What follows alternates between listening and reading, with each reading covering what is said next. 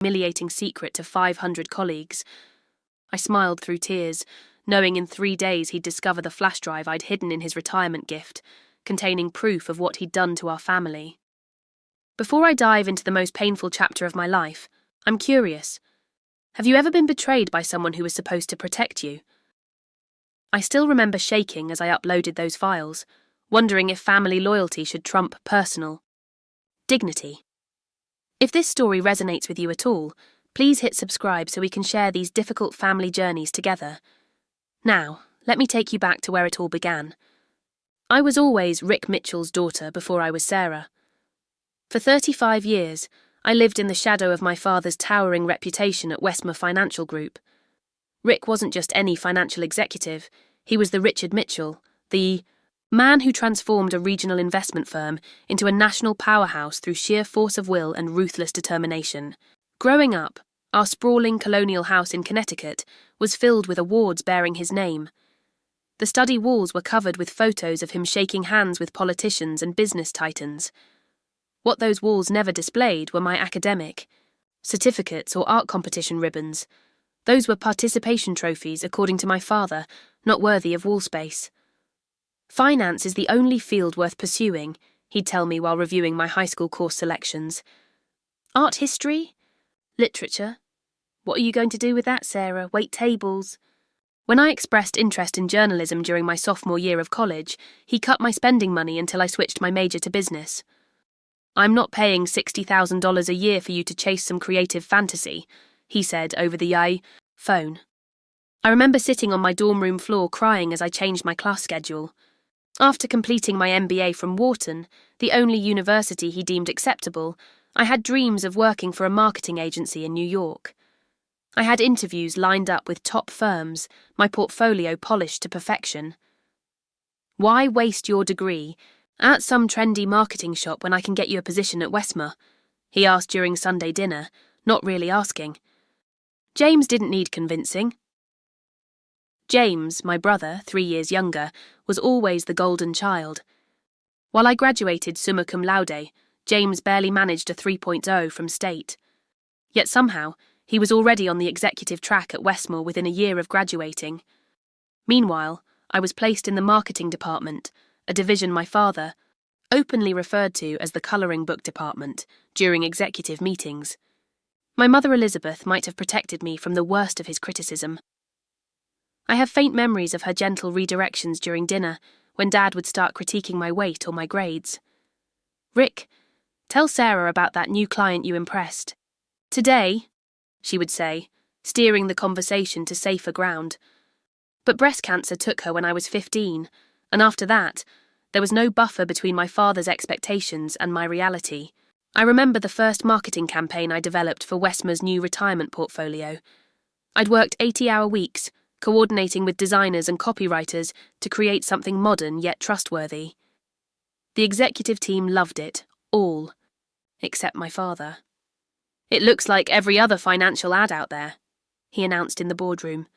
Sarah, I expected more creativity from you, given how much you fought to study those artsy subjects. I sat there, 26 years old, being dressed down like a child in front of senior leadership. That night, I called my first therapy appointment with Dr. Wilson. What brings you here today? Dr. Wilson asked during our initial session. I need to learn how to please my father, I answered. She gave me a sad smile. Perhaps we should focus on learning how to please yourself first. Over 7 years of therapy, I started to understand the patterns, the teachable moments where my father would point out my flaws in public settings, family gatherings, dinner parties, office meetings. How he'd frame his criticism as helpful guidance, making me the unreasonable one if I showed any hurt or anger. I'm just trying to help you grow, he'd say. Don't be so sensitive. Despite everything, I worked my arse off at Westmore. I developed award-winning campaigns that increased client acquisition by 37%. I innovated our digital marketing strategy, bringing in younger investors who typically avoided traditional financial institutions. Last month, I was finally promoted to marketing director after my predecessor retired.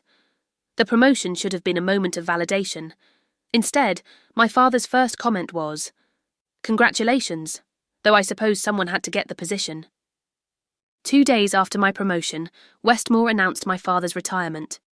45 years with the company, culminating in a grand retirement gala at the Grand Meridian Hotel. As his daughter and a senior staff member, I was expected to help coordinate the festivities. Little did I know this event would change everything between us. The Grand Meridian's imperial ballroom glittered with crystal chandeliers and golden accents. 500 people filled the space, board members, executives, clients, and community leaders, all gathered to celebrate the legendary Richard Mitchell.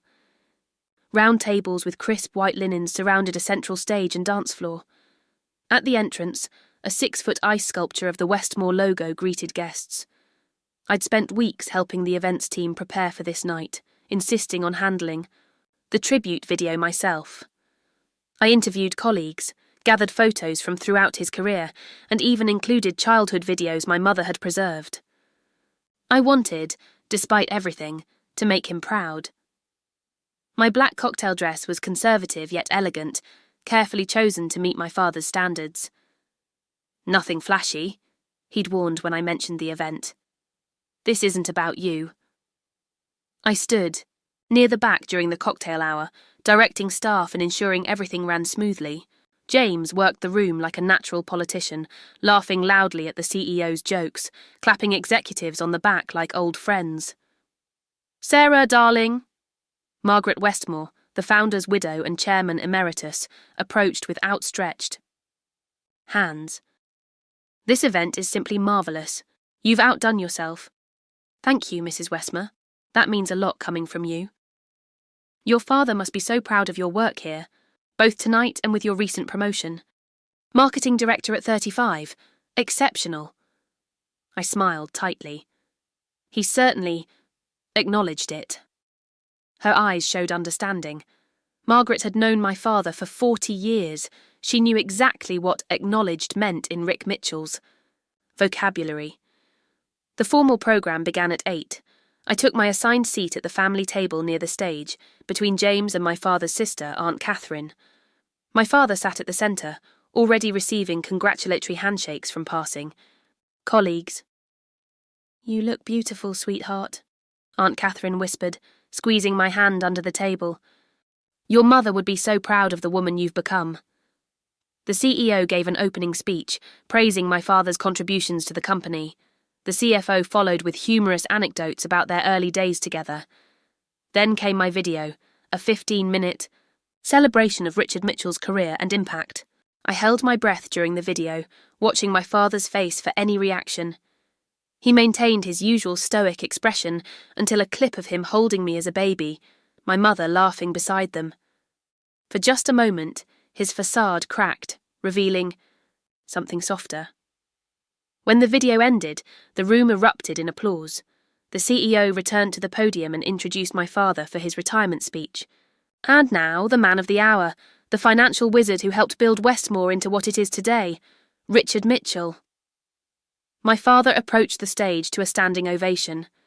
Dressed in a perfectly tailored navy suit, his silver hair impeccably styled, he looked every inch the corporate titan. "Thank you, everyone. 45 years goes by in the blink of an eye when you're doing what you love." He began with the expected acknowledgements, thanking the board, the executive team, his mentors. He shared stories about Westmore's growth, the challenges they'd overcome, his vision for the company's future. Standard retirement speech fare, delivered with my father's characteristic authority. Then came the pivot. "I'd be remiss if I didn't acknowledge my family tonight, my son James, who's already making his mark in our investment division, and my daughter Sarah, recently promoted to marketing director."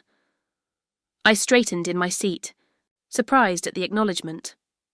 Family has taught me as much about leadership as business ever did. Sometimes the hardest lessons come from the people closest to you.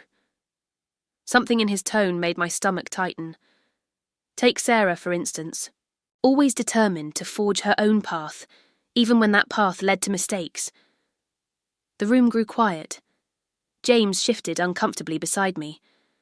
Just last year, Sarah taught me an important lesson about professional boundaries when she became involved.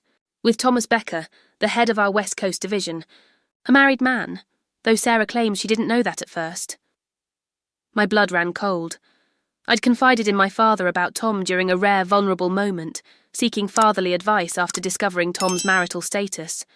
I'd ended the relationship, immediately, devastated by the deception.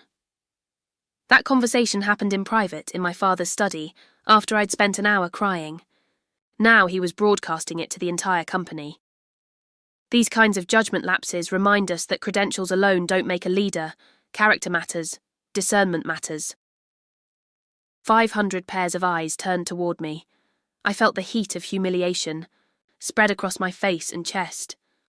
The woman across the table, Tom's direct report, stared at me with undisguised shock.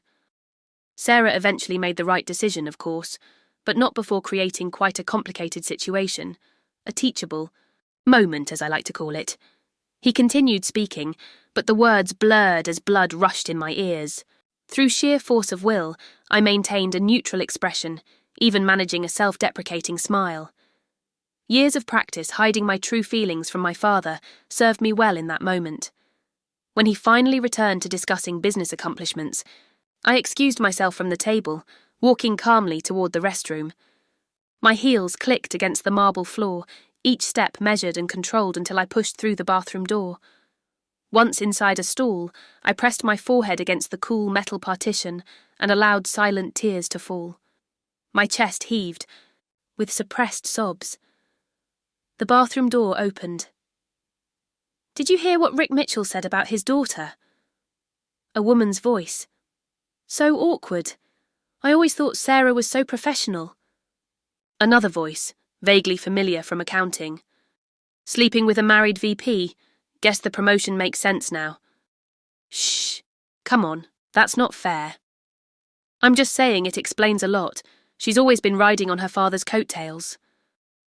I remained frozen in the stall until they left. Carefully, I repaired my makeup, practiced my pleasant expression in the mirror, and returned to the ballroom just as dessert was being served. "You okay?" James whispered. I nodded, lifting my champagne glass. Never better. But something had broken inside me, something that could never be repaired. The fluorescent lights of Westmore's offices seemed especially harsh the following Monday. I'd spent the weekend alternating between crying and staring numbly at my apartment ceiling, ignoring calls from James and friends who'd witnessed my humiliation. Stepping off the elevator onto the executive floor, I immediately noticed the hush that fell over the administrative assistant's desk cluster. Their eyes darted away when I looked in their direction. "Morning, Sarah," Marcus Chen, our HR director, approached with coffee in hand. "Got a minute?" Marcus had been at Westmore almost as long as I had. We'd started within months of each other, and he'd always been kind, one of the few people who treated me as Sarah the professional rather than Sarah the boss's daughter. I followed him to his office, accepting the spare coffee he offered. "How are you holding up?" he asked once the door closed. "I've been better. Did everyone hear?" "It was a company event with 500 people, so yes." His direct honesty was refreshing. "For what it's worth, most people think your father was completely out of line." I laughed bitterly. "That's a first." Marcus hesitated, turning his coffee cup in his hands. "There's something else you should know, Sarah. I probably shouldn't tell you this, but given what happened..." My stomach tightened. "What is it?" "Your father tried to block your promotion to marketing director." The words hit like a physical blow. "What?" "He approached the executive committee privately, suggested they consider external candidates, said the department needed fresh perspectives. But he congratulated me when it was announced. He said, 'He lost that battle. Margaret Westmore personally advocated for you, said your work spoke for itself.'" I set my coffee down, afraid I might drop it. "Why are you telling me this?" Marcus met my eyes. "Because I'm tired of watching him undermine you, and because I suspect the retirement speech wasn't the first time." That conversation with Marcus lit a fuse. After he left for a meeting, I remained in his office, my mind racing. Had my father been actively sabotaging my career all along? The thought seemed paranoid, even for someone with my complicated family dynamics. But I needed to know. As marketing director, I had expanded system access privileges. That afternoon, while most of the executive team attended a quarterly planning session, I began searching. First, I examined my own personnel file, looking for performance reviews and promotion recommendations. Nothing unusual appeared: consistent, exceeds expectations ratings, positive comments from supervisors. Then I searched the executive communication archive, filtering for emails mentioning my name. The archive was supposedly for business continuity purposes, ensuring no critical information was lost during transitions. I'd never had reason to access it before. What I found shattered any remaining illusions about my father. An email from 3 years ago to the then creative director. Sarah's campaign concepts need significant revision before presentation to clients. I've attached my suggested changes. The attached document completely altered my original work, making it nearly unrecognizable. Another email to HR when I applied for the associate director position. While Sarah has technical qualifications, I question her leadership abilities. Perhaps another year of development would be appropriate. The most damning evidence came from emails between my father and Vernon Atwood, the former marketing director, and my direct supervisor for 7 years. Dozens of exchanges discussing my work, with my father consistently undermining my contributions. The social media strategy was primarily Vernon's concept, though Sarah helped implement it. Let's present this as a department initiative rather than Sarah's project. I'd appreciate if you'd guide Sarah toward more conservative approaches. Her ideas, while creative, often miss our target demographic. But the betrayal extended beyond my professional life. I found an email to my former fiancé, David, from 4 years ago. David, I understand your concerns about Sarah's commitment issues. Her mother was similarly focused on career over family. I respect your decision to end the engagement and appreciate your discretion regarding our conversation. The company apartment will remain available until you secure new housing. My father had spoken with David before our breakup. He'd offered him company housing. The revelation made me physically ill. Digging deeper, I discovered my father had been monitoring my company email for years, receiving forwarded copies of my personal communications with colleagues. He'd intervened in my departmental transfer requests, project assignments, even my office location. The most shocking discovery came when I searched financial records. After my mother died, she left a trust for both James and me to be managed by my father until we turned 30. James had received his full inheritance on his 30th birthday. I'd attended the celebration. My 30th birthday had come and gone 5 years earlier, with no mention of any inheritance. According to the documents I found, my father had reinvested my trust into a family asset protection strategy. In reality, he'd used my inheritance to fund his pet investment projects while providing James with his full share. I printed key documents and saved others to a secure folder, my hands shaking with a mixture of rage and disbelief. But the final betrayal nearly broke me. In a folder marked Personal RM, I found emails between my father and Elaine Hargrove, David's mother, and a longtime family friend. Their correspondence revealed an affair that began shortly after my mother's death and continued for years, including during my relationship with David. One particular exchange dated 2 weeks before David ended our engagement. Elaine: I can't keep this secret from David anymore. He deserves to know about us before marrying Sarah. My father: David isn't right for Sarah anyway. She needs someone who can manage her stubborn streaks and career obsession. Tell him whatever you need to, but I'd prefer our relationship remain private. It would only complicate things unnecessarily. Everything suddenly made sense. David's abrupt change of heart, his vague explanations about different values, his refusal to consider couples counselling. My father and his mother had orchestrated the end of our relationship to protect their affair. I left the office early, unable to maintain my professional facade. In my apartment, I poured a glass of wine with trembling hands and called Dr. Wilson's emergency line. He's been sabotaging me my entire life, I told her when she called back. My career, my relationships, my inheritance, everything. Sarah, I'm so sorry. This is a profound betrayal. I want to destroy him, I whispered, surprising myself with the vehemence in my voice. That's a natural reaction, Dr. Wilson said carefully. But I'm concerned about what that would do to you. Revenge rarely brings the peace we hope for. What about justice? Doesn't he deserve consequences? Perhaps he does, but you deserve peace even more. Let's discuss this in person tomorrow. I agreed to the appointment, but knew I wouldn't wait to act. After decades of manipulation and control, my father had finally shown his true self to the world by humiliating me publicly. Now it was my turn to reveal his true nature to everyone who mattered. 3 days. That's how long I had before my father's official last day at Westmore. 3 days to compile evidence, craft my strategy, and prepare for the consequences that would inevitably follow. I called in sick the next morning, something I'd never done in my entire career. Then I created a project plan as detailed as any marketing campaign I'd ever developed. My first step was meeting with Dr. Wilson. Despite my determination to move forward with exposing my father, I needed her perspective on where healthy justice ended and destructive vengeance began.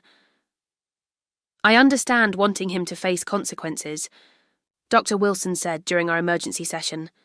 What he's done, both recently and throughout your life, is emotional abuse. So you agree I should expose him?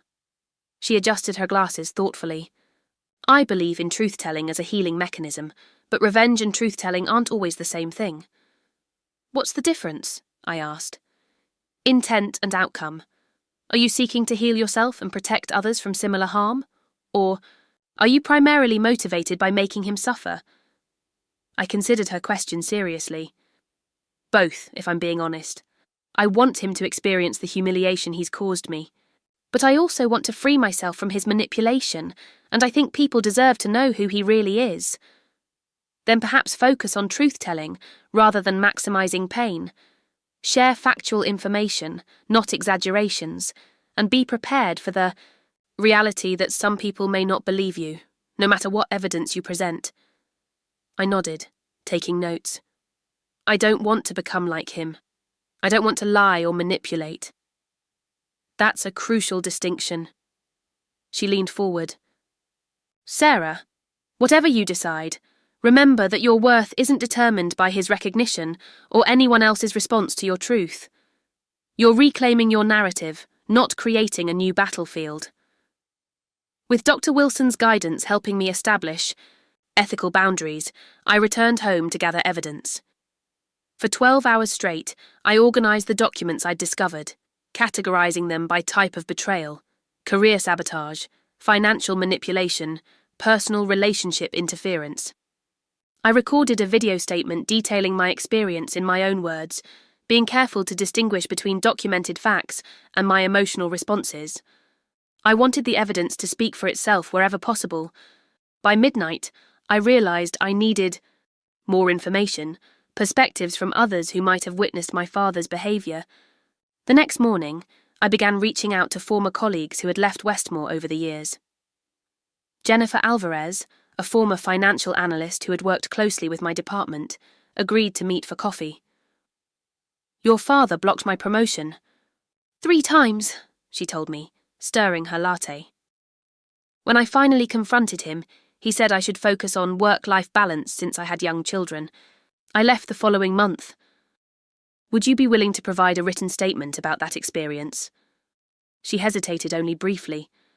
He can't hurt my career anymore. Yes, I'll do it.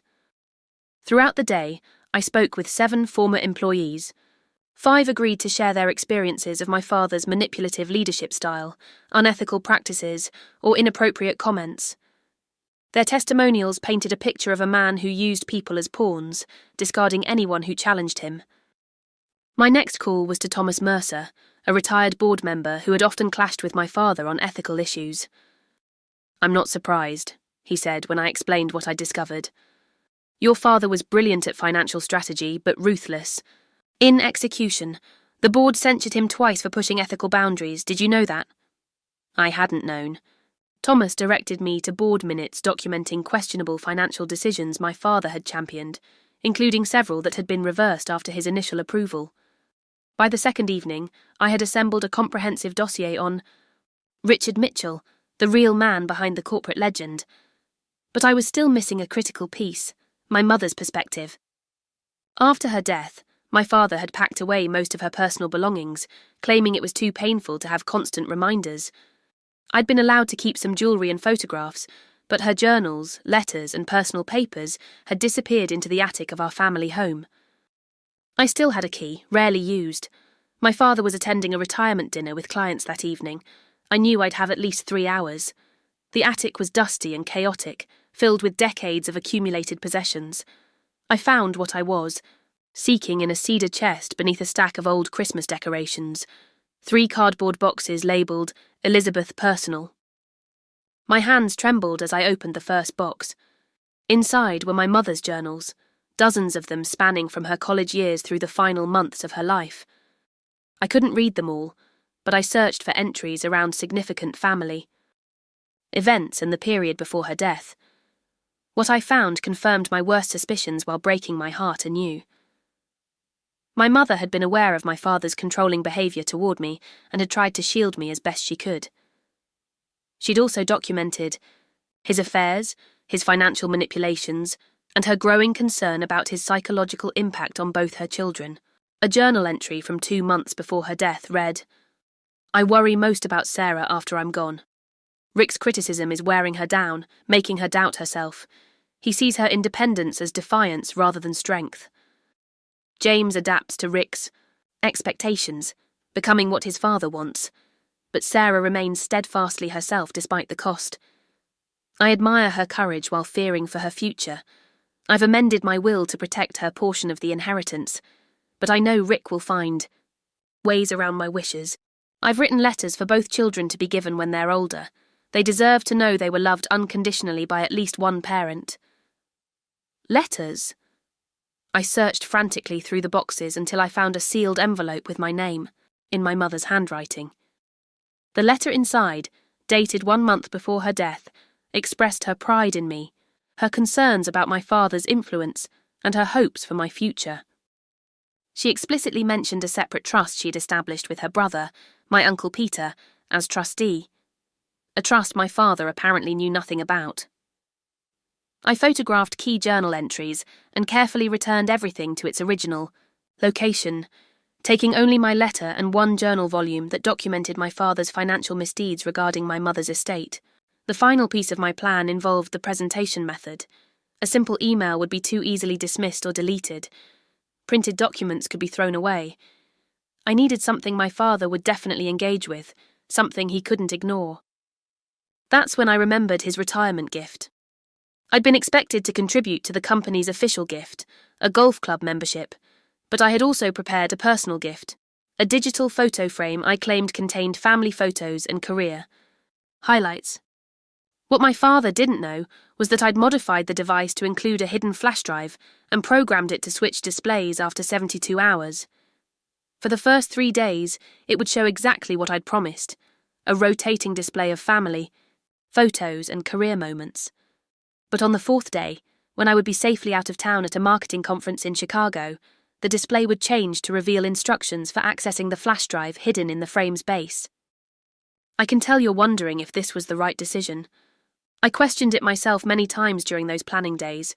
Was I becoming just like my father, manipulative, calculating, willing to hurt others to get what I wanted?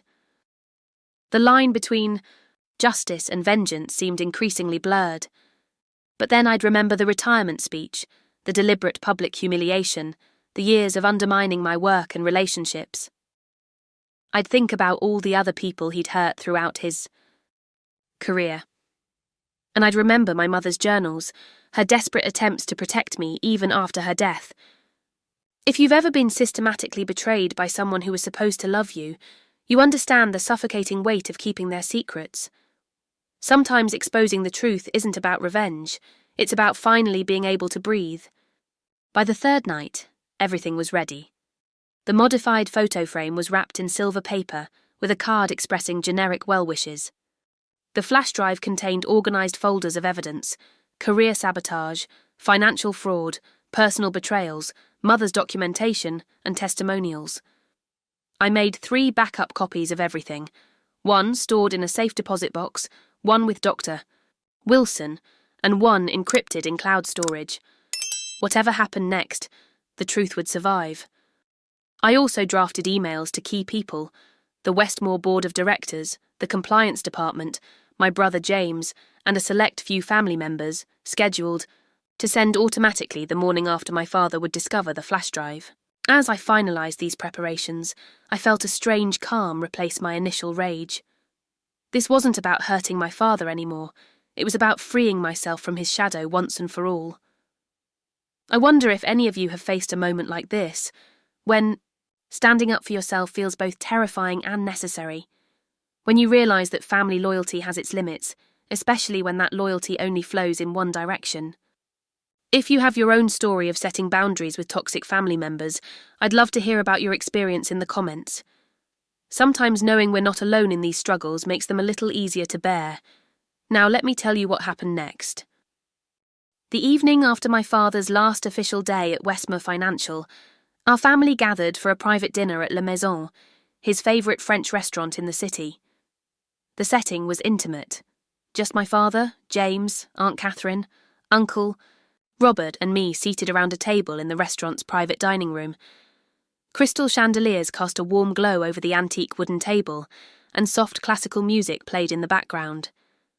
I arrived 15 minutes early, the wrapped photo frame in a gift bag beside me. My stomach twisted with nerves, but years of hiding my true feelings from my father had prepared me for this performance. James arrived next, giving me a tentative hug. "How are you holding up after, "I'm fine," I said, offering the reassuring smile I'd practiced in the mirror. "It was embarrassing, but I'm moving past it." He studied my face, unconvinced. "You seem different." "Just tired. It's been a busy week." The others arrived shortly after, with my father making his customary grand entrance last. He wore an expensive, new suit, likely purchased with what should have been my inheritance money, and greeted each family member like a benevolent patriarch. When he reached me, he kissed my cheek, his cologne overwhelming. "Sarah, glad you could make it." As if I'd had a choice. As if skipping my father's retirement dinner wouldn't have consequences. "Wouldn't miss it, Dad," I replied, the words tasting bitter. The dinner proceeded with the usual family dynamics. James dominated the conversation with stories about his recent success landing a major client. Aunt Catherine asked polite questions about everyone's work. Uncle Robert, my mother's brother, remained mostly quiet, occasionally glancing at me with concern. I maintained my role perfectly, laughing at appropriate moments, asking thoughtful questions, appearing completely unaffected by the retirement speech humiliation. I even raised a toast to my father's career, praising his unforgettable impact on everyone around him. The double meaning went unnoticed by everyone except possibly Uncle Robert, who raised an eyebrow. After the main course, Aunt Catherine announced it was time for family gifts. She and Uncle Robert presented my father with an expensive watch. James gave him a rare bottle of scotch. Then it was my turn. "I wanted to give you something meaningful," I said, sliding the silver-wrapped package across the table. "Something that honours your legacy." My father unwrapped the digital photo frame, his expression neutral. "Thank you, Sarah." "It's preloaded with family photos and highlights from your career," I explained. "But there's a special feature. After 3 days, it switches to a new collection of memories, ones I've been gathering for years." That was the truth, technically. "It's also connected to cloud storage," I continued, "so I can update it remotely with new photos. The instruction manual is inside the box if you want to adjust any settings." My father set the frame aside with minimal interest. "Very thoughtful." "You should plug it in as soon as you get home," I urged. "The battery only lasts about an hour. On its own." "I'll have Marjorie set it up," he said, referring to his housekeeper. "Actually, there are some personal memories included. Maybe set it up yourself. The digital display code is Mum's birthday." That detail caught his attention. My father had always been paranoid about household staff accessing personal information. I knew he'd set up the frame himself now, if only, to ensure Marjorie didn't see anything he considered private. Fine, he agreed. James watched our exchange with a puzzled expression. Since when are you into sentimental gifts, Sarah? I shrugged. People change. Speaking of change, I should mention I'll be out of town next week. Marketing conference in Chicago. The Digital Strategy Summit? My father asked, suddenly interested in my professional activities. Yes, I'm presenting our social media campaign results on Tuesday. This was another calculated detail. My father had always minimised my public speaking engagements. By mentioning I would be presenting, I guaranteed he wouldn't attend the conference. To undermine me. He'd already dismissed the importance of social media marketing numerous times. Well, good luck with that, he said dismissively. The old-fashioned approaches still work best in financial services.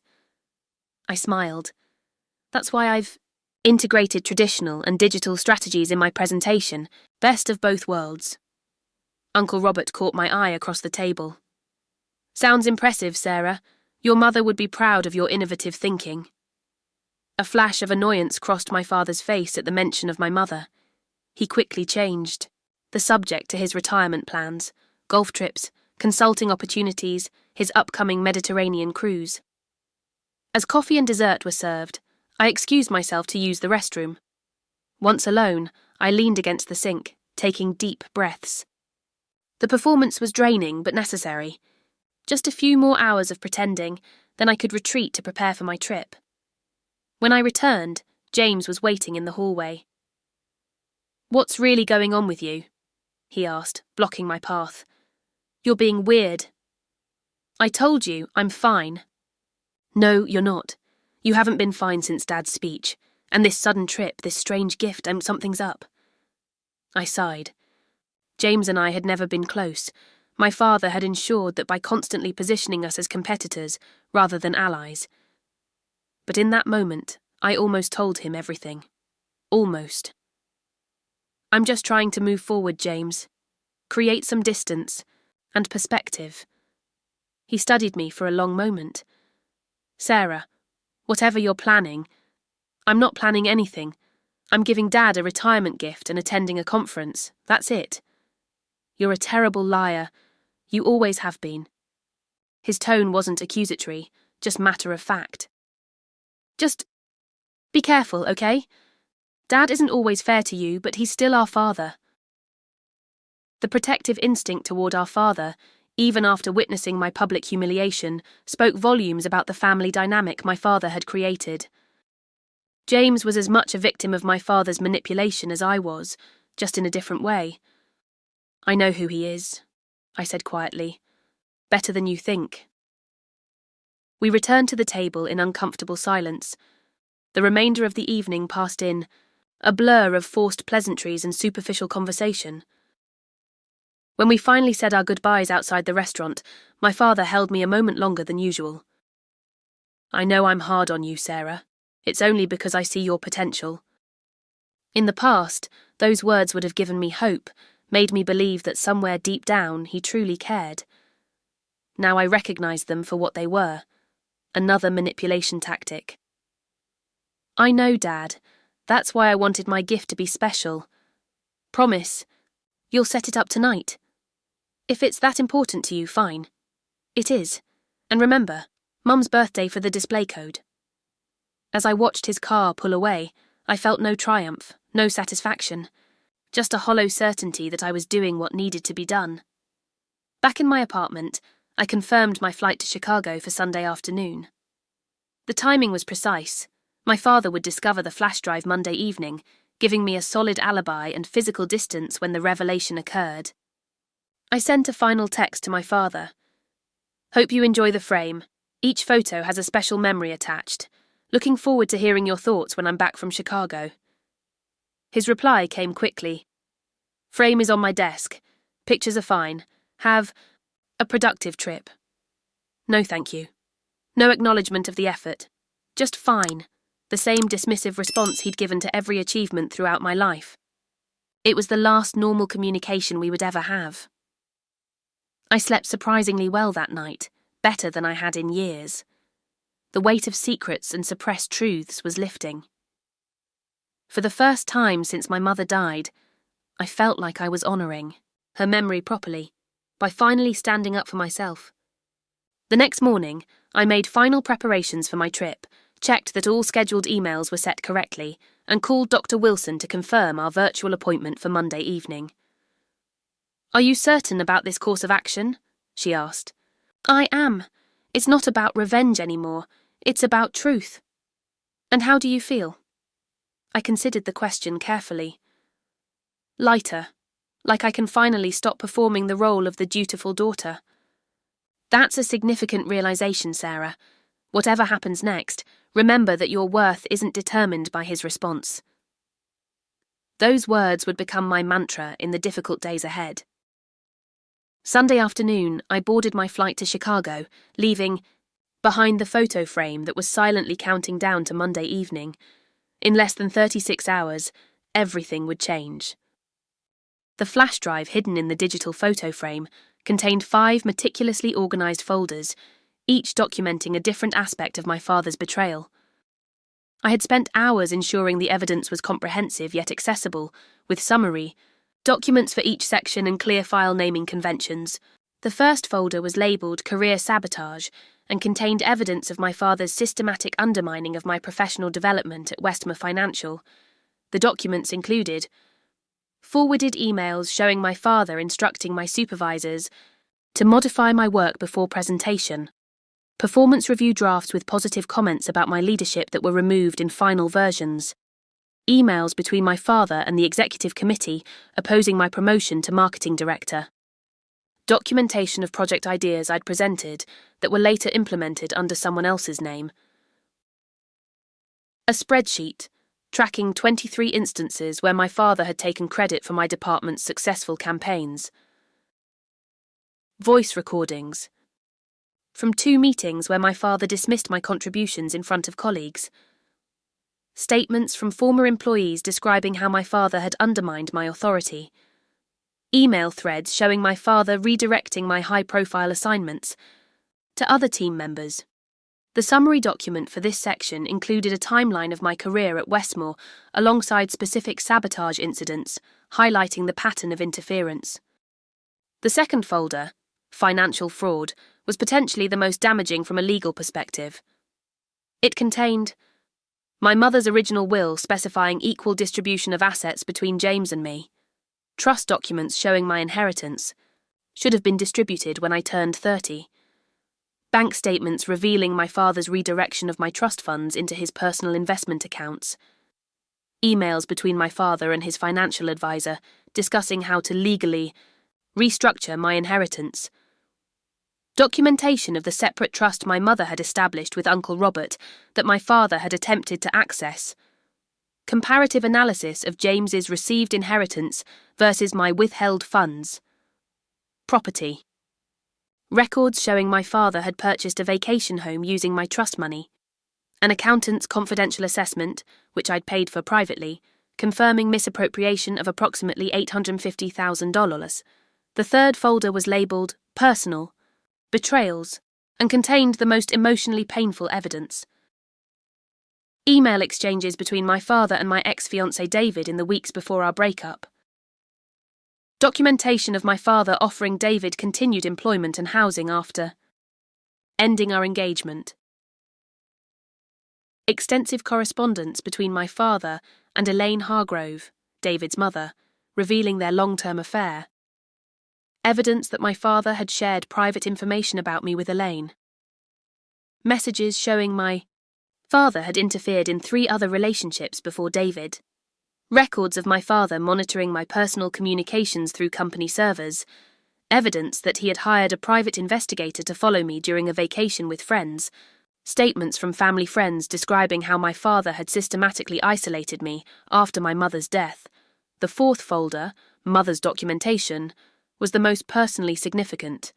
Scanned pages from my mother's journals documenting my father's controlling behaviour, entries specifically addressing his different treatment of me versus James, journal entries detailing his affairs during their marriage, My mother's private notes about changes she had made to her will.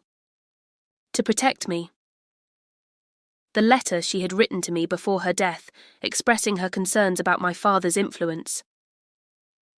Documentation of financial arrangements she had made without my father's knowledge. Photos of family events with her. Handwritten notes on the back describing the reality behind the happy family images. Voice recordings my mother had secretly made during arguments with my father about his treatment of me. The final folder, testimonials, contained statements from people who had witnessed my father's behaviour. Written accounts from 7 former Westmore employees about my father's unethical business practices. Statements from 3 board members regarding questionable financial decisions.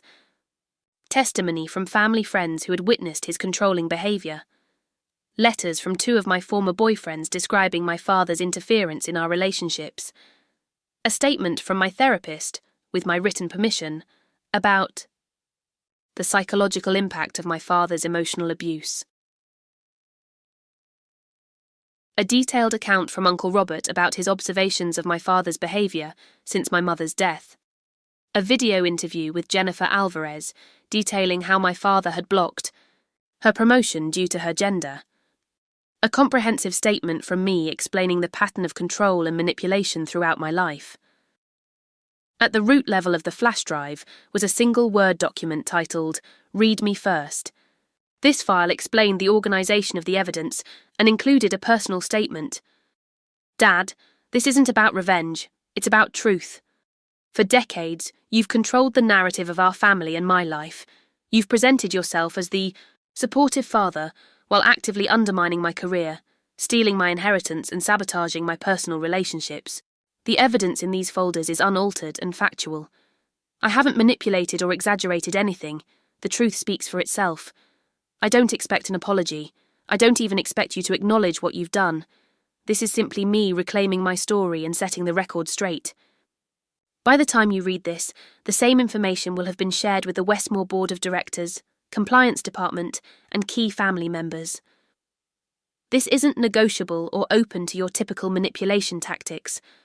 For what it's worth, I didn't want things to end this way. I spent my entire life trying to earn your approval and love. It took your public humiliation of me at your retirement speech to finally make me see that was never going to happen. Sarah. In addition to the flash drive in the digital frame, I had created identical packages for several key recipients.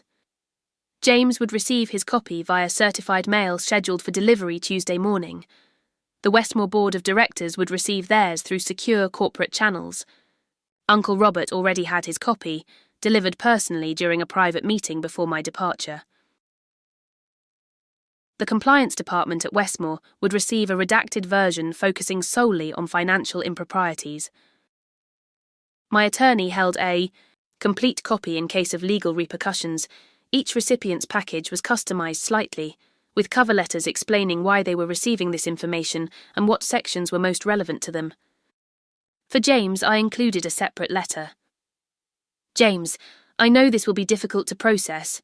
Dad has positioned us as competitors our entire lives, but we don't have to continue that pattern. You didn't create the favouritism that defined our childhood.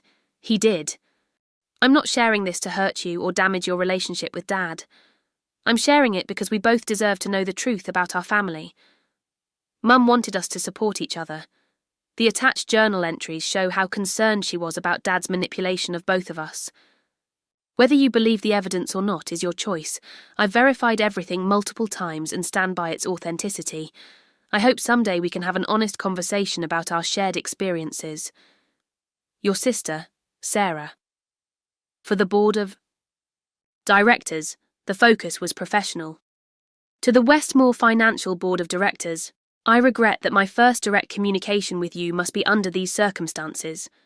The attached documentation reveals a pattern of unethical behaviour by Richard Mitchell that directly impacts Westmore's legal and financial standing. Sections 2 and 5 detail financial improprieties that may have regulatory implications. I've provided this information out of duty to the company and its shareholders, not for personal gain or vendetta. I understand this creates a complex situation given my current position as marketing director. I am prepared to take a temporary leave of absence while you review these materials if that would be appropriate. Respectfully, Sarah Mitchell. The Compliance Department received the most formal package. Westmore Financial Compliance Department, please find attached documentation regarding potential violations of company policy and financial regulations by former executive Richard Mitchell. This information is being provided in accordance with Westmore's whistleblower protocol. I am available to discuss any questions regarding these materials upon my return from business travel on Wednesday. Sarah Mitchell, Marketing Director. Uncle Robert's package included additional personal context. Uncle Robert, thank you for always being a quiet source of support, especially after Mum died. I now understand why you often seemed concerned about Dad's influence on me. The enclosed materials confirm what I believe you've suspected for years. I've included the pages from Mum's journal, where she mentions the separate trust she established with you as trustee. I'd like to discuss this when things settle down. Whatever happens next, please know I'm finally standing up for myself in the key way Mum would have wanted. Love, Sarah. As the digital frame sat on my father's desk, cycling through carefully selected family photos, it was silently counting down to Monday evening, when the display would change to reveal instructions for finding the flash drive hidden in its base. The timer was set for exactly 72 hours after activation, meaning my father would discover the evidence at approximately 8:30 p.m. Monday evening, while I was safely in Chicago with multiple witnesses to my whereabouts. The automated emails to all recipients were scheduled for 7 a.m. Tuesday morning, giving my father approximately 10 hours to process the information before others received their copies. I had considered every detail, anticipated every possible reaction. What I couldn't predict was how it would feel once the truth was finally exposed, whether the release of these long-held secrets would bring healing or simply a different kind of pain. Monday evening arrived with an eerie calm. I sat in my Chicago hotel room, staring at my phone. It was 8:37 p.m. The digital frame would have changed its display 7 minutes ago. My father would be discovering the instructions to access the hidden flash drive. At 8:42 p.m, my phone rang. His name flashed on the screen. I let it go to voicemail. The message came through moments later. Sarah, call me immediately. What the hell is this? 3 more calls followed in rapid succession. I silenced my phone and opened my laptop for my scheduled video session with Dr. Wilson. Has it happened? She asked when her face appeared on screen. Yes, he's calling repeatedly. I'm not answering. How are you feeling? Strangely numb, I admitted. I expected to feel something more dramatic, triumph maybe, or guilt, but I just feel empty. We spent the hour discussing healthy boundaries for the confrontation that would inevitably come. I agreed not to engage with my father until I returned to the city and could meet in a public place with support nearby. By morning, I had 17 missed calls, 12 voicemails, and 23 text messages, all from my father. The earliest messages were angry demands for explanation. By 3 a.m, they had shifted to attempts at manipulation. I don't know what you think you found, but you're misinterpreting everything. This could destroy the family. Is that what you want? Your mother would be ashamed of this betrayal. The final message, sent at 5:47 a.m, simply read, "We need to talk before you do something you'll regret."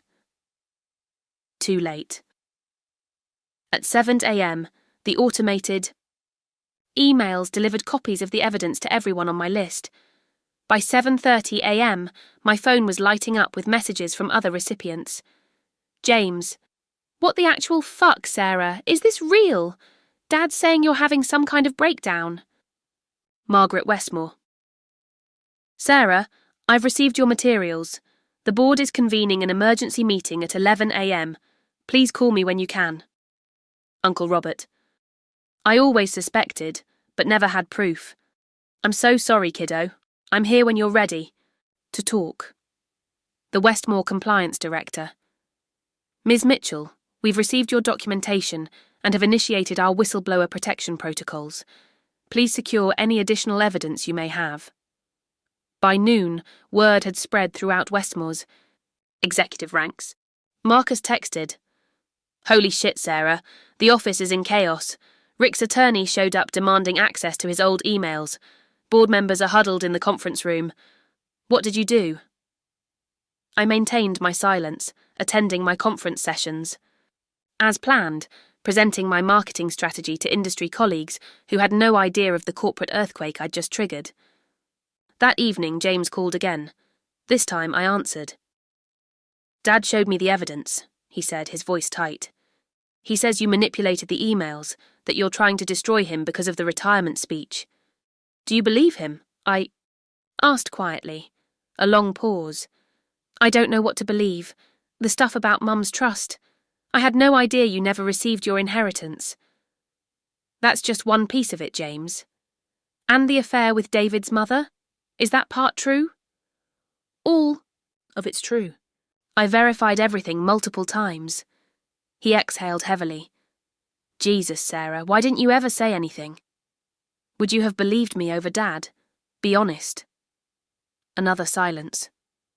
Probably not, he finally admitted. He's always been Dad, you know, larger than life, unquestionable. That was by design. The board is freaking out about the financial stuff. There's talk of an external audit. I wasn't surprised. The financial improprieties were the most legally actionable aspects of my father's behaviour. Sarah, he's falling apart. I've never seen him like this. He's alternating between rage and panic. He showed up at my apartment at 6 a.m, demanding I help him fix this. There's no fixing it, James. The truth is the truth. He wants to meet with you when you get back. Says he can explain everything. I'm sure he thinks he can, I replied. The calls and messages continued throughout Tuesday. Aunt Catherine left a tearful voicemail saying she'd had no idea about any of it, especially the misappropriation of my inheritance. 2 board members sent formal emails requesting meetings upon my return. The compliance department scheduled an interview for Thursday morning. By Wednesday afternoon, I was preparing to return to the city when Marcus called with an update. The board has frozen your father's retirement package pending investigation, he reported. The preliminary review of the financial documents you provided confirmed enough to warrant a full audit. They've also reached out to regulatory authorities as a preemptive measure. What's happening with my position? I asked, suddenly concerned about potential blowback. You're protected under whistleblower statutes, but Margaret suggested you might want to take a paid leave during the investigation, not as punishment, for your own well-being. I agreed to the leave, relieved to have space from the corporate fallout. My return flight landed Wednesday evening.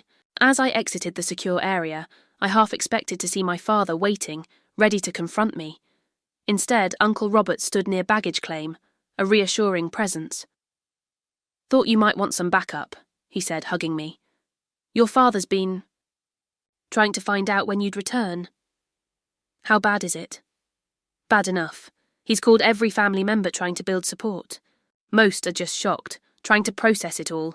Your mother's journals. Those were hardest for people to dismiss.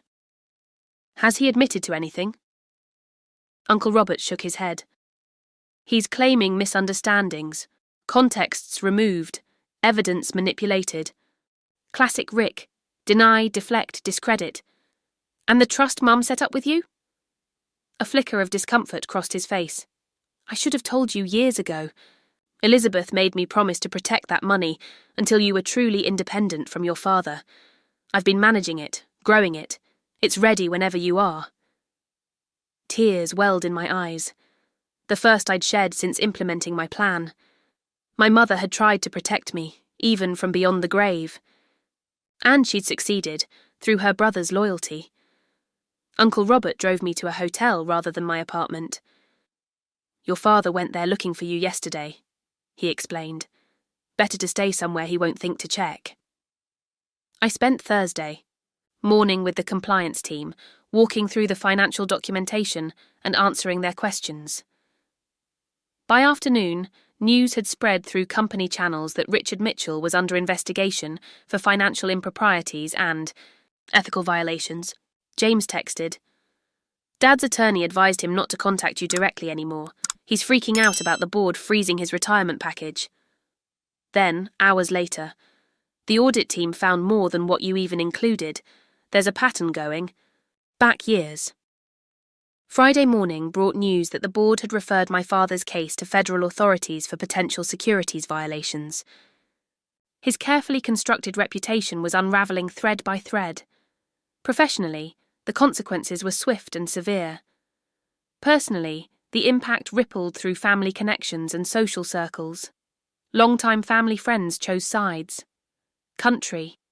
Club memberships suddenly had administrative issues. Dinner invitations disappeared.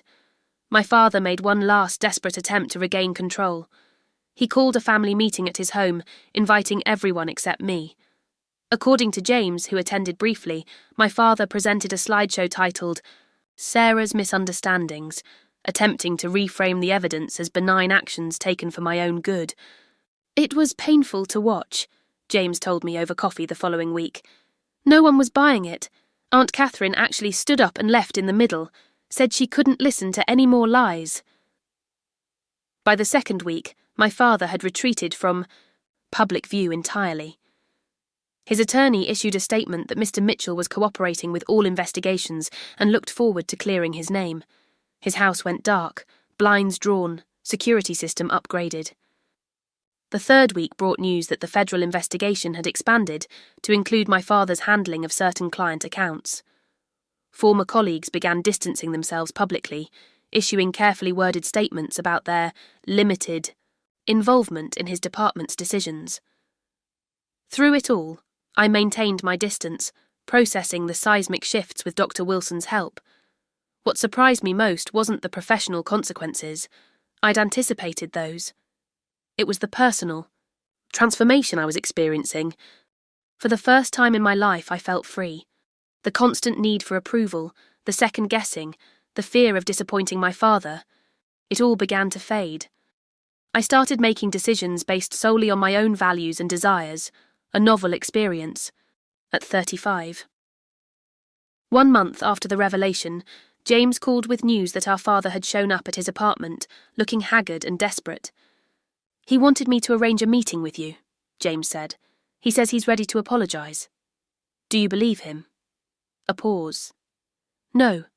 I think he's realised he can't fix this with his usual tactics and is trying a new approach.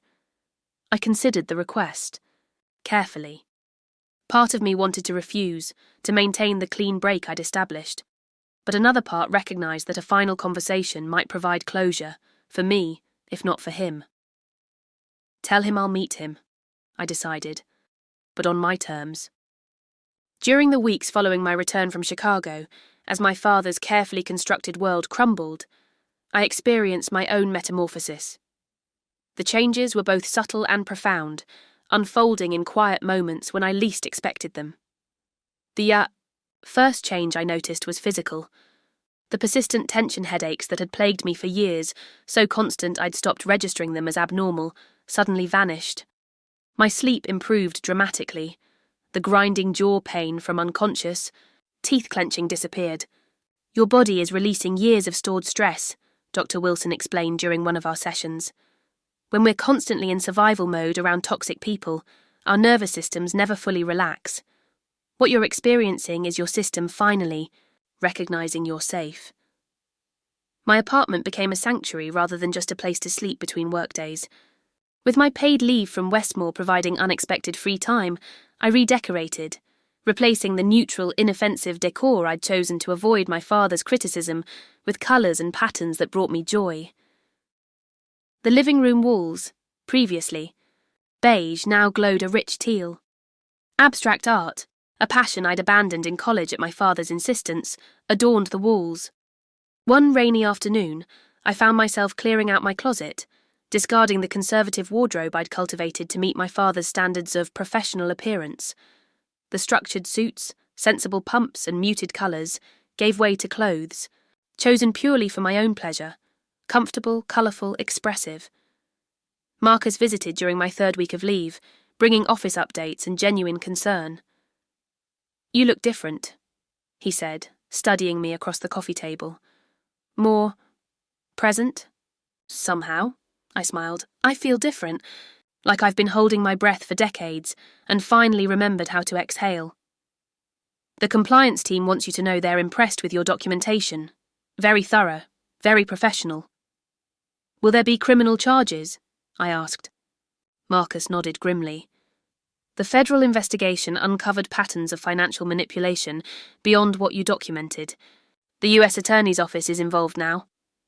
I felt a momentary pang, not of regret, but of sadness for what could have been. My father had possessed such talent, such potential to create positive impact. Instead, he'd used his abilities to control and manipulate. What about you? Marcus asked. Are you planning to return to Westmore? It was a question I'd been asking myself repeatedly. The company had treated the situation appropriately, invoking whistleblower protections and maintaining professional boundaries. But Westmore was inextricably linked with my father in my mind. Every conference room, every elevator ride, every logo would remind me of decades spent seeking approval I'd never receive. I don't think so, I said, surprising myself with the certainty I felt. It's time for something new. The something new arrived unexpectedly the following day. Charlotte Way, CEO of Meridian Partners, Westmore's most innovative competitor, reached out through LinkedIn with a direct message. Sarah, I've followed your marketing work for years and have always been impressed. Recent events at Westmore have no bearing on your professional reputation, which remains stellar. I'd love to discuss a role leading our marketing division when you're ready to consider new opportunities. 5 years earlier, I'd declined a similar overture from Meridian, unwilling to risk my father's disapproval by joining a competitor. The memory of that decision, one of dozens made to appease him, strengthened my resolve to chart a different course now. My relationship with James evolved during this period as well. One evening he appeared at my door with takeout and an awkward determination to talk. I've been going through old photos, he said, spreading a collection across my coffee table. Looking for the truth I missed. The images showed our family through the years, holidays, graduations, vacations. In nearly every photo, the pattern was visible once you knew to look for it. James positioned prominently beside our father, me slightly apart or partially obscured, our mother often between us like a buffer. He constructed our entire relationship, James said, voice rough with emotion. I never questioned why he always praised me for minimal effort while criticizing you for exceptional work. I just accepted the roles he assigned us. We both did, I replied gently. You didn't create the dynamic, but I benefited from it. Financially, professionally, emotionally. He met my eyes directly. I'm sorry, Sarah, for not seeing it sooner, for not being the brother you deserved. That conversation marked the beginning of a genuine siblinghood, something we'd never experienced under our father's manipulative influence. We began meeting weekly, sometimes talking about the past, sometimes focusing on rebuilding for the future. During one such dinner, James revealed he was considering leaving Westmore as well. I keep questioning whether I actually earned my position, or if it was just Dad's influence. I need to find out what I can achieve on my own merits. My reconnection with James led to other healing relationships. Aunt Catherine, my mother's sister, invited me for a weekend at her lake house, where she shared stories about my mother I'd never heard, her college activism, her artistic talents, her quiet determination. Elizabeth worried constantly about Rick's influence on you, she confided as we walked along the shoreline. She saw his controlling nature more clearly than anyone. Those journals, they confirmed what she tried to tell us before she died, but in ways we couldn't dismiss as end-of-life confusion.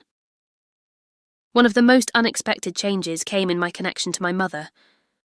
Through her journals and the letters Uncle Robert finally shared, I developed a relationship with her that transcended her physical absence.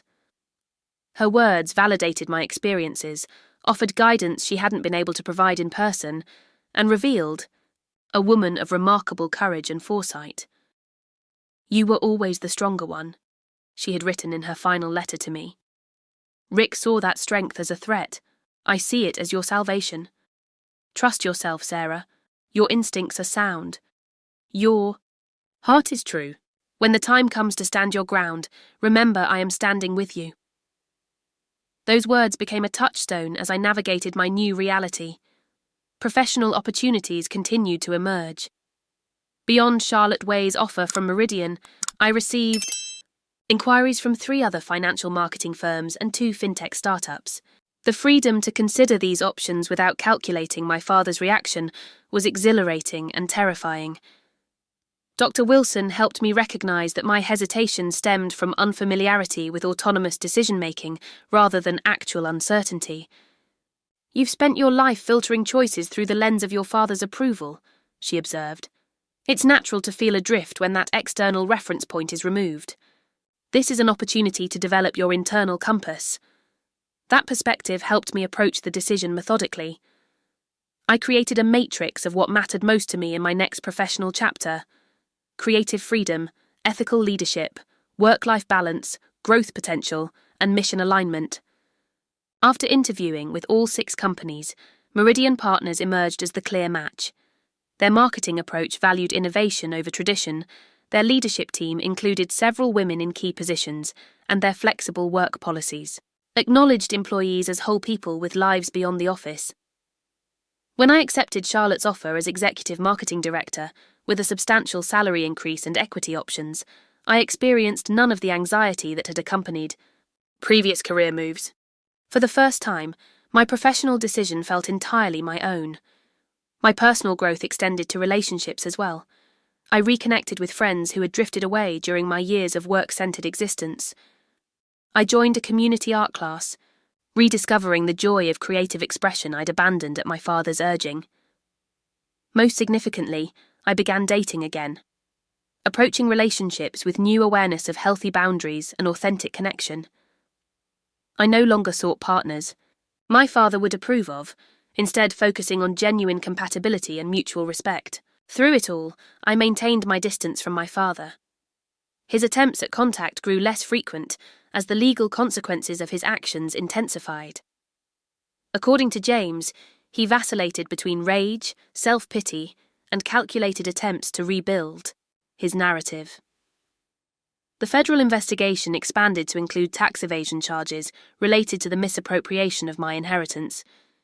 The Westmore board voted unanimously to rescind his retirement honours and remove his portrait from the executive gallery. Former associates distanced themselves publicly as more details emerged about his unethical business practices. 6 weeks. After my return from Chicago, as I prepared for my first day at Meridian Partners, James called with news that our father had reached out to his attorney about a settlement offer regarding my inheritance. "He's trying to make the financial issues go away," James explained. "His lawyer contacted Uncle Robert about the trust Mum set up for you." "Too late," I replied. "That was never about the money."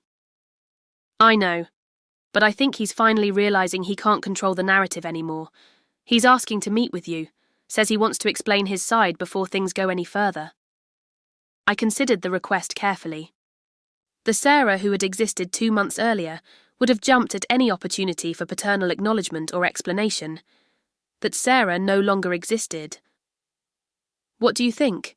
I asked James, a new dynamic in our relationship, seeking his perspective. As an equal rather than as my father's preferred child. "I think he's desperate," James said after a thoughtful pause. "But I also think you might benefit from saying what you need to say to his face, not for him, for you." That insight resonated. Throughout my life, I'd swallowed words, buried feelings, and hidden my truth to maintain my father's approval. Perhaps a final conversation conducted on my terms would complete my liberation. "Tell him I'll meet him," I decided, "but I choose when and where." As I prepared for this confrontation, I reflected on my journey since the retirement speech humiliation. The woman who had sat frozen in that ballroom, smiling through public degradation, would have been unrecognizable to me now. I had reclaimed, not just my narrative but my entire self, my professional identity, my personal values, my authentic voice. The path forward remained uncertain in many ways, but for the first time, that uncertainty felt like possibility rather than threat. The evening before my scheduled meeting with my father, I stood before my bathroom mirror, studying my reflection. The physical changes were subtle, more relaxed posture, brighter eyes, easier smile, but they reflected a fundamental transformation within. I am my mother's daughter, I said to my reflection, remembering her words. When the time comes to... Stand your ground, remember I am standing with you. For the first time in my adult life, I truly believed I was enough, exactly as I was. Not Richard Mitchell's disappointing daughter, not Westmore's marketing director, not anyone's reflection or extension, just Sarah, complete and worthy in my own right. That realization, more than any external consequence my father faced, was the true victory. I chose Riverside Park for our meeting, neutral territory, with enough public presence to discourage dramatics but sufficient privacy for honest conversation. The late afternoon sunshine cast long shadows across the walking paths as I arrived. 15 minutes early, selecting a bench overlooking the water. My preparation for this encounter had been thorough.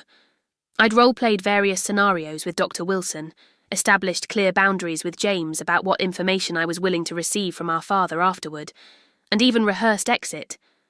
Strategies if the conversation became manipulative. I wore a cobalt blue dress I'd purchased during my recent closet overhaul, something my father had never seen, something chosen purely for my own pleasure. My mother's simple silver pendant hung at my throat, a tangible connection to her strength. At exactly 4 o'clock, I spotted him approaching along the river path.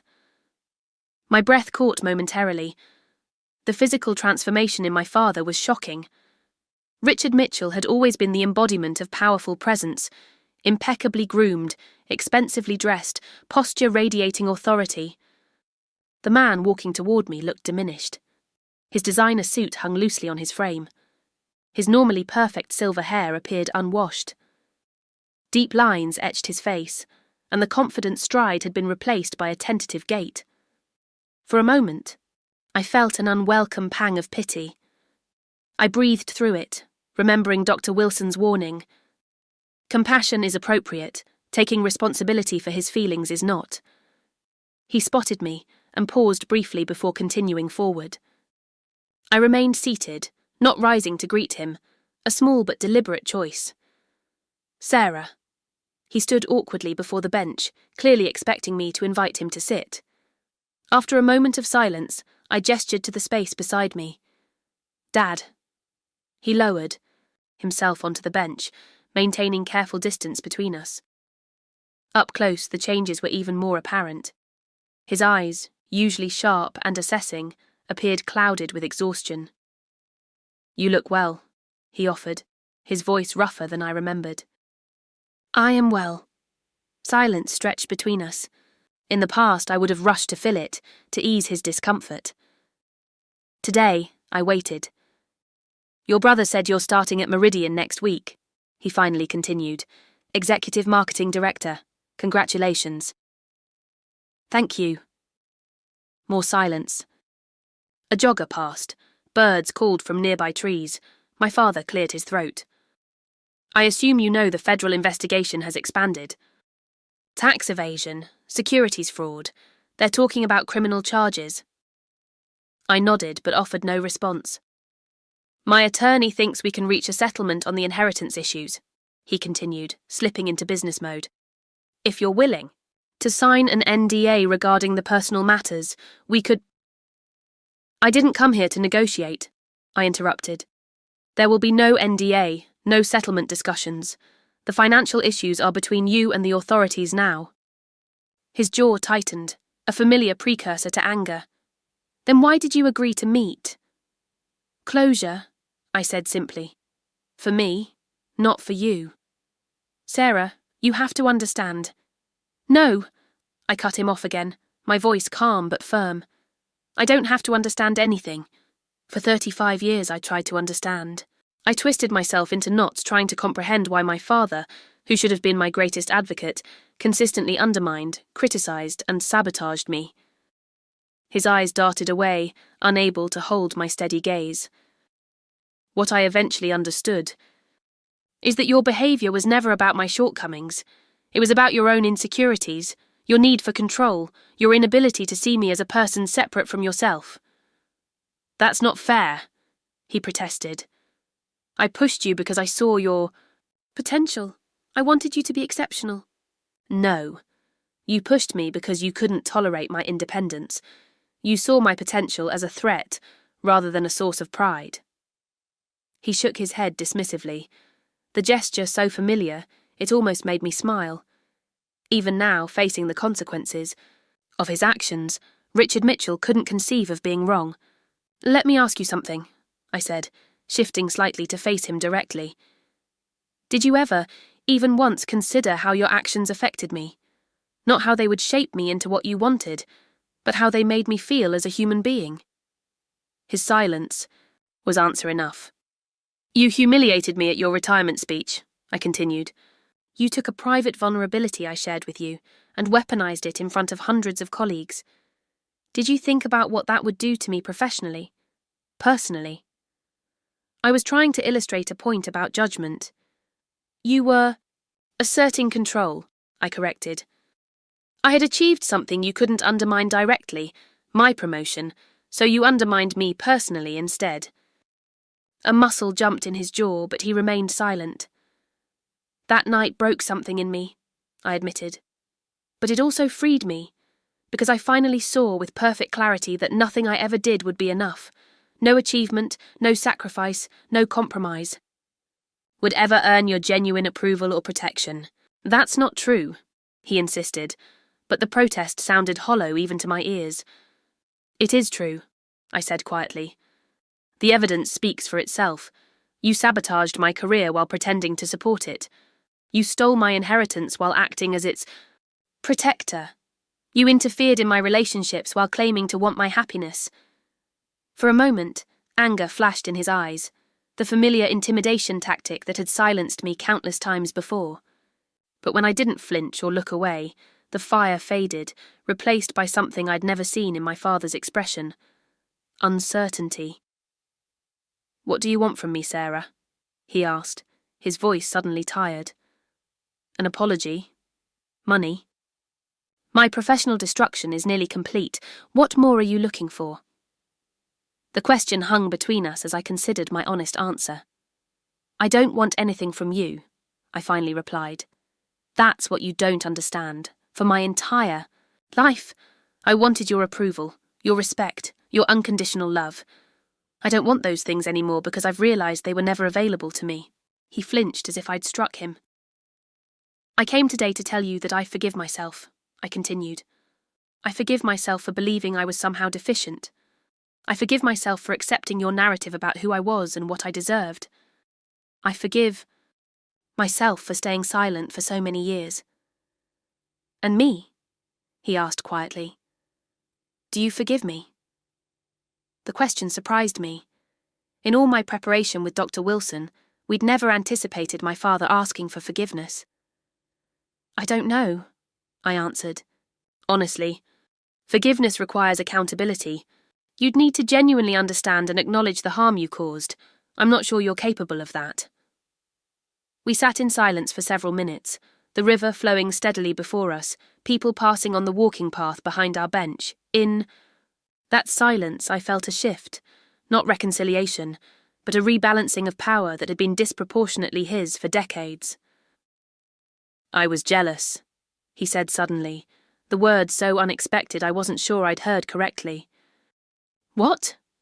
Of you and your mother, your connection. He stared straight ahead, not meeting my eyes.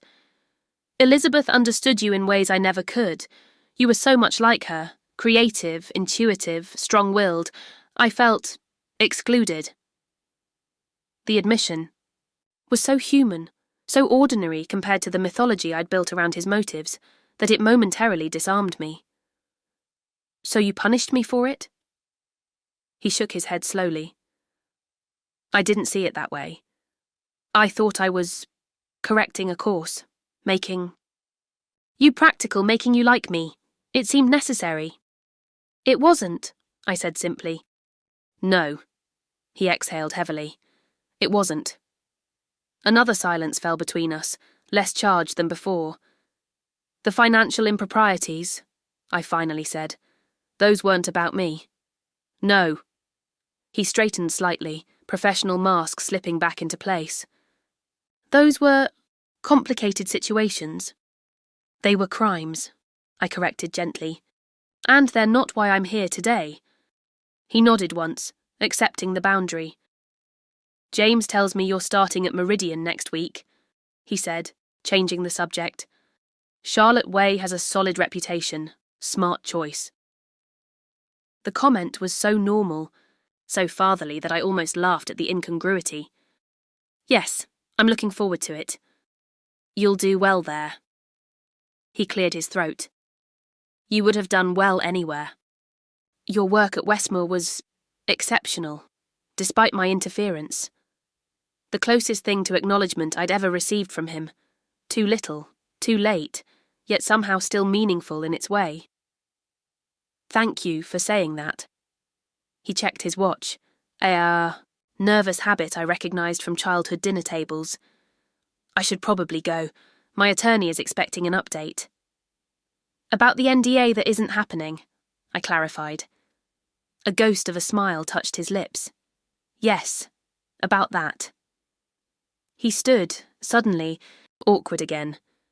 Is this the last time we'll speak? The question carried more vulnerability than I'd ever heard from Richard Mitchell. I considered my answer carefully. I don't know, I replied honestly. That depends on many things. I'm establishing a new life based on truth and healthy boundaries. If you can respect those boundaries, perhaps we can have some form of communication eventually. He nodded, accepting the non-commitment. I am sorry, Sarah, he said quietly. Not for everything. I'm not there yet, but for the retirement speech, for publicly humiliating you. That was unforgivable. The partial apology was more than I'd expected and less than I deserved. I accepted it as what he was capable of offering in this moment. Goodbye, Dad.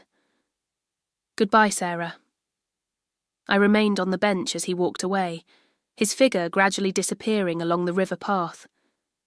The encounter had been neither the dramatic confrontation nor the emotional reconciliation I might once have imagined. Instead, it was something more valuable, an exchange between equals. 2 weeks later, I stood before a conference room of new colleagues at Meridian Partners.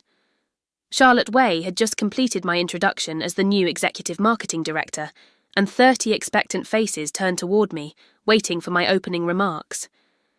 Thank you for that warm welcome, I began, my voice steady and confident.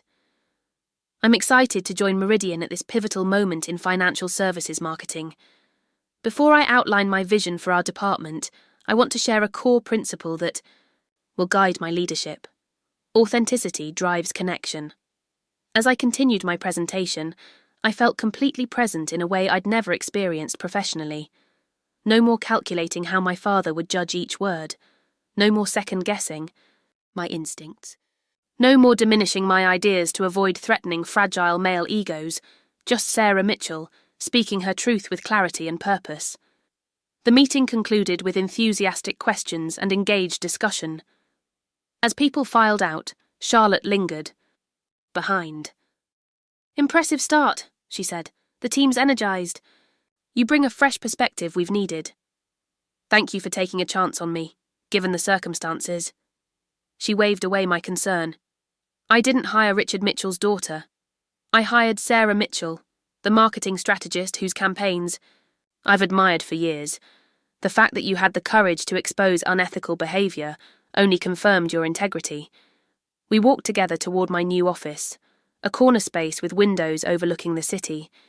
So different from my carefully positioned office at Westmore, deliberately located away from the executive corridor at my father's direction.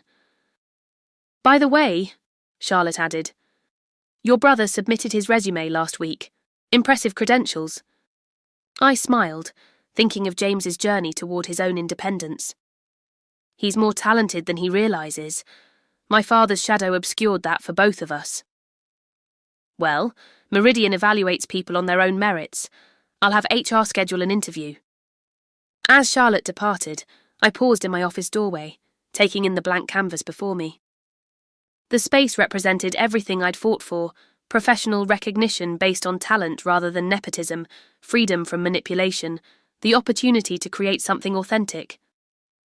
On my desk sat a small package that had been delivered that morning. Inside was a leather-bound journal with a note from Uncle Robert. "Your mother kept journals her entire life. I thought you might want to continue the tradition. Your voice matters." I opened to the first blank page and began to write. Today marks the beginning of a new chapter, one authored entirely by me. The story of Sarah Mitchell, the real Sarah Mitchell, was just beginning. Have you ever had to set boundaries with family members who couldn't see your true worth? The journey I've shared today wasn't easy, but standing in my truth finally set me free from decades of manipulation. If my story resonated with you at all, please hit the like button so others dealing with similar family dynamics might find it. Leave a comment sharing your own experience with family karma or how you've navigated complex family relationships. Your story matters too. Subscribe if you'd like to hear more real-life accounts of finding strength after betrayal. Thank you for listening to my journey from family scapegoat to the woman I was always meant to be. Remember, sometimes the greatest act of love is the one you finally give yourself.